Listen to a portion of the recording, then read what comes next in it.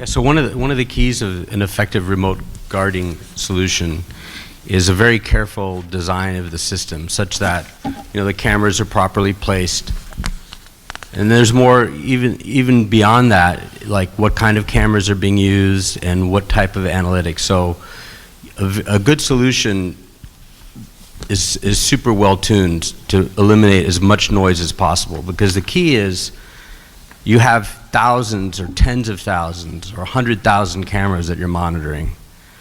And ultimately a human needs to interact and be involved. So it's too much you don't want to overload your people, you don't want to have to hire thousands of people, hundreds of people. So instead, you get the system to be properly designed such that all that noise is eliminated and only truly legitimate alerts are passed on to humans.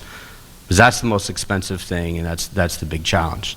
So a tremendous amount of effort goes into the design of the system to tune it such that it's going to accomplish that. And in addition to that, there are also, the technology stack involves a lot of monitoring of the system's health, so that again, humans don't need to constantly be resetting cameras that are malfunctioning or figuring out, is this camera working or not? Like, that's all automated as well. So most of your maintenance and the health of the camera is also done automatically, and that's part of the design. Another aspect of it, and this is how is of most interest to me, is you'd be shocked at how many cameras are improperly configured such that the authentication is basically default passwords, and they don't change them because people forget passwords.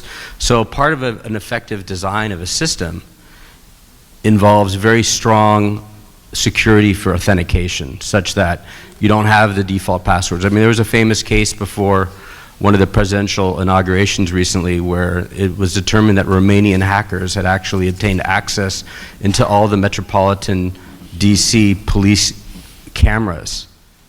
And that could have been a disaster, obviously, from a security perspective. It turns out that these Romanian hackers weren't even interested in leveraging the use of these cameras for nefarious purposes of terrorism or whatever. Instead, that they were using them for spam and using them to do Bitcoin mining and things like that. So they basically, took over all these devices or computers themselves. They have processing power. The bad guys were using them to do other sorts of cyber crime. But, a well-designed system, you'll never have that problem. And you can imagine how disastrous it would be if an adversary, a criminal, were to gain control over your security cameras. The other thing I'd like to dovetail off of what Justin said, when we're doing true remote guarding and when we are designing the system, we're doing a forensic analysis first of the property, figuring out exactly where the crime is occurring, how it's occurring, so that we know how to solve the problem. The second thing that I want to mention is when it comes to camera placement, it's a very different lens that we look through. And when I say that, we look through a detection lens, meaning we're not as concerned about getting the entire swath of the room. We are more concerned about specific areas and geofences and that sort of thing. And we need to make sure that the camera placement is such that the analytics can do the job that they're supposed to do.